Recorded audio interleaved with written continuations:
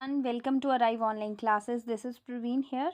आज का हमारा एमसीक्यू है, which of the following acts as a clot buster? Statins, lipases, cyclosporine A and streptokinases. ये आपका एनसीईआरटी क्वेश्चन अगेन। तो इस सीरीज़ में मोस्टली हम सबसे पहले वो एमसीक्यू कर रहे हैं जो एनसीईआरटी बेस्ड डायरेक्ट क्वेश्चंस आते हैं आपको, या कुछ इनडायरेक्ट भी आते हैं।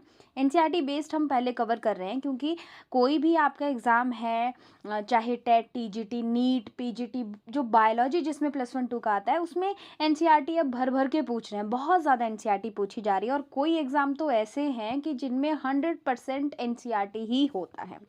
तो ये सीरीज़ आपके लिए बहुत ज़्यादा इंपॉर्टेंट हो जाती है। इससे पहले आज हम 224 एमसीक्यू कर रहे हैं। इससे पहले जितने भी एमसीक्यू कर रहे हैं उनको भी आप विजिट कर सकते हैं अगर आप चैनल पे नए हैं। सारे एमसीक्यू में हम इस तरह से एमसीक्यू को सॉल्व करते हैं कि उससे रिलेटेड जो अदर क्वेश्चन है उनको भी सॉल्व करते हैं। चलिए, यहाँ पे पूछा गया है अबाउट क्लॉट बस्टर। तो इसमें से जो स्ट्रेप्टोकाइनेज होता है ये as a clot buster use होता है जब इसको जो है यूज़ किया जाता है क्लॉट को रिमूव करने के लिए ब्लड वेसल्स में से कोई पेशेंट हो। और ये सबसे पहले जो अगर एक कंडीशन जिसे हम क्या कहते हैं, that is called myocardial infarction.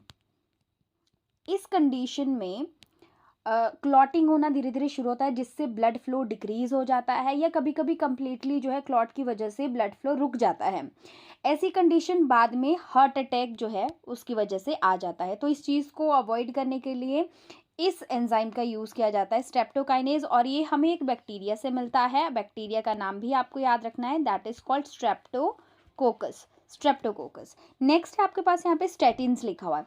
तो ये जो है एक हमें ईस्ट से मिलता है बायोएक्टिव मॉलिक्यूल। ईस्ट का आपको साइंटिफिक नेम याद रखना है, कौन सा ईस्ट है, मोलस्कस।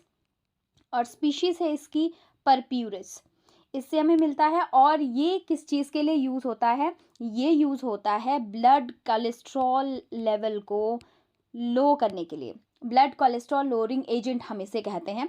और ये जो है एंजाइम रिस्पॉन्सिबल होता है एक तरह से, मतलब एक जो एंजाइम कोलेस्ट्रॉल के लिए उसकी सिंथेसिस के लिए ज़रूरी होता है, ये क्या करता है, उस एंजाइम की एक्टिविटी को इनहिबिट करता है। ओके, तो इस तरह से भी क्वेश्चन पूछा जा सकता है। तो ये फैक्ट है एनसीईआरटी के जो आपको नोट डाउन करने हैं। वैसे ही एक फैक्ट इसमें भी है जो आपका स्ट्रेप्टोकाइनेज वाला है। इसमें एक फैक्ट आपको ये पूछा जाता है कि ये जो स्ट्रेप्टोकाइनेज बनाया जा रहा है तो ये जेनेटिक इंजीनियरिंग के थ्रू बनाया जाता है। देखो, एक छोटा सा पॉइंट है, बिल्कुल बेसिक सी चीज़ है, लेकिन जब आपके एग्जाम वाले नीट में या दूसरे पीजीटी टीजीटी में इस तरह से घुमा के पूछेंगे आप लोगों से कि आप कंफ्यूज हो जाएंगे, क्योंकि ये एनसीईआरटी की लाइंस हैं।